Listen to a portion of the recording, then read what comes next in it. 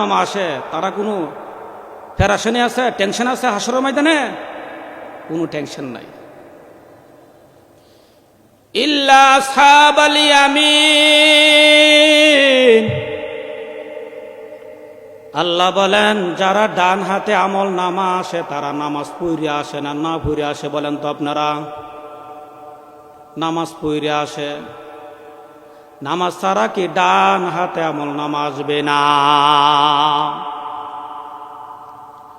আমার আল্লাহ রব্বুল আলামিন বলবেন, হে বান্দা তুমি দুনিয়াতে অনেক কষ্ট করছো, আমার জন্য এই শীতের মৌসুমের মধ্যে তাহাজ্জুদে নামাজ আদায় করছো, 5 ওয়াক্ত নামাজ আদায় করছো।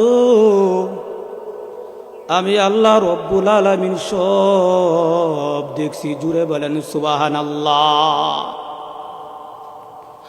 আমার আল্লাহ রব্বুল আলামিন বলেন, আমার প্রত্যেকটা বান্দার জন্য আমি একটা জান্নাত বানিয়ে রেখেছি। আল্লাহ বলেন যারা বেশি বেশি আমল করবে, এই তাফসিরে কোরআনের মাহফিলের মধ্যে বসবে, বসার পর আল্লাহর কাছে কেউ যদি বলে, আল্লাহ গো এই তাফসিরে কোরআনের উসিলা করে তুমি আমারে মাফ করে দাও, বিশ্বনবী সাল্লাল্লাহু আলাইহি ওয়াসাল্লাম বলেন, ক্বালা রাসূলুল্লাহ সাল্লাল্লাহু আলাইহি ওয়াসাল্লাম, মান বাকা মিন খাশিয়াতিল্লাহ হারামাল্লাহু তিলকাল আইন আলান নার। বিশ্বনবী সাল্লাল্লাহু আলাইহি ওয়াসাল্লাম বলেন, আমার কোন উম্মত যদি গুনার ভয়েতে